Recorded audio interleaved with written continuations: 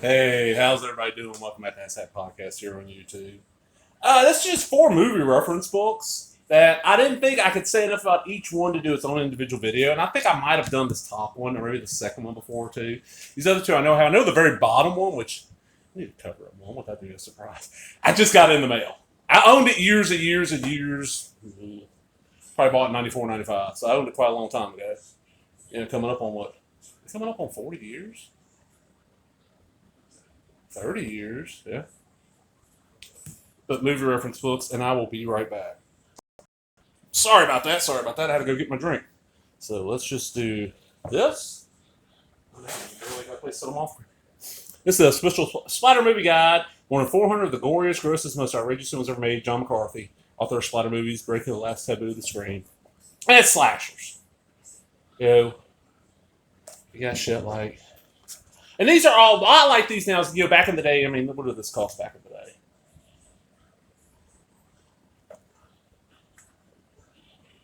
$10.99 is what that looked like to me. Ours ain't the best. But yeah, for this little thin ass book back in the day. This is 80s, 90s. Now, because the internet, this shit, like, people just don't want it anymore, and I love this stuff. Because, I don't know, it feels odd to me to be like laying in bed and reading this kind of information off the internet. Like, I'm used to reading this out of a book. These are the kind of books that I would see in my public library. Want to check out, actually want to own, but they're expensive and you couldn't check them out because they're reference books, so I collect them now. Alright, so what we got here? This is 89. Okay, so 89. Okay, so like Alien, I think I've went through here and marked all the shit I've seen. Give me the bills. Anything that's got gore, he gives it a rate and talks about it. Little short capsule. There's some pictures. So we got Blood Feast. We got what 2000 Maniacs. Okay, good choices. Call Me Blood Red, Exorcist, Evil Dead, Dawn of the Dead, Day of the Dead, Boogeyman, Creepshow 2, Cujo, Alien, Aliens, An American Werewolf in London, Mark of the Devil. That's a good one. Raw Meat. That's a badass picture. Sisters. There's some more pictures. I just realized something. In the corner. Right. Oh, it doesn't move as. Okay, tell me. Look at this upper right hand corner.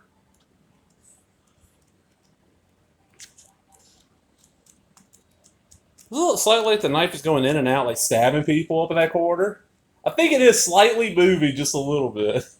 But it's a cool little book. I probably paid like $5-6 for it on Amazon. Now, this I know out there too, because it's Cinema Serial Killers, Real Monsters Behind the Movies, Paul B. Kidd. More of a true crime thing, but it's revised and updated second edition. Paul B. Kidd presents Cinema's classic serial killer movies and introduces the real killers inspired by our worst nightmares. Ivan Milat, Hannibal Lecter, Ted Bundy, Norman Bates, Ed Gein, Eileen Morno, Son of Sam, Jack the Ripper. Cool movie, posting real life photos and murders. Blah, blah, blah. And this was probably an expensive ass book. I have no clue.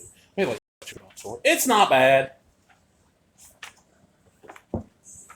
Not a lot of some decent information here, but it's one where I probably won't ever read it again. That was kind of Henry.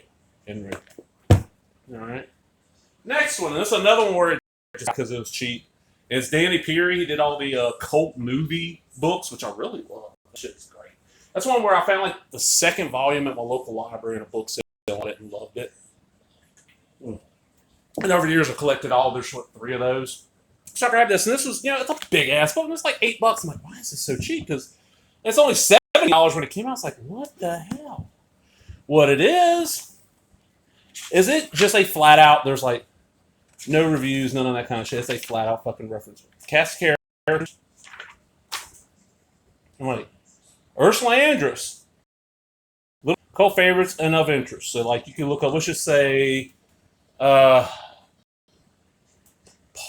Dick Miller. I'll look up Dick Miller. Oh, Jennifer Connelly. This appealing dark-haired young beauty was noticed among the stars in Once Upon a Time in America, where she was only limited screen time playing Elizabeth McGovern's character as a preteen.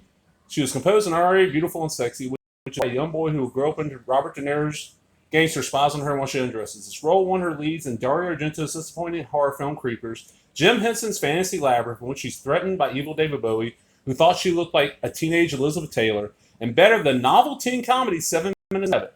Growing to adulthood in the offbeat comedy Some Girl, she was the enigmatic girl from a family of eccentrics who is suddenly unresponsive to boyfriend Patrick Dempsey. I've never seen that.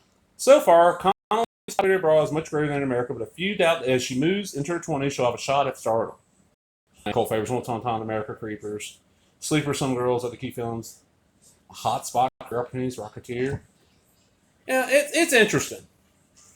Good reference, but kind of, let me call it Nashy. And then the last one, this is one where it was not needed once the net came around, and now that site's gone. Okay. The Bearfax third volume. This is in better shape than the copy I bought brand new off Walden's books in like 1994. I remember seeing this and I remember reading about this in like Penthouse or one of the magazines in the 90s. You look up an actress, it tells you what movies they're nude in, what time, and what you see. Well, yeah, of course you had Mr. There was a online thing of that, Mr. Skinner, another one there. You got this. And let's just see. I did this. I went straight to Deborah Foreman. Okay, who we got here? Carol Kane from Taxi. Mitzi Capture. I think they do movies too. You know, movies, actresses, actors. Titles. Yeah. You can do it by titles. Like you can look up. Let's see, like Amazon Women on the Moon. You find out who all's in it. The times, the stars, how good the quality of the nudity is. And these things were not cheap back then. $12. Damn, really? I thought this was $20 back then. I remember buying it like, oh, fuck, I got it. Actually, we made a game out of the weirdest actress we could find. And they were like, I remember boys like, man, I got one. Olivia Dukakis when we looked at shit. Olivia Dukakis like got nude in some movie in her 50s. Okay.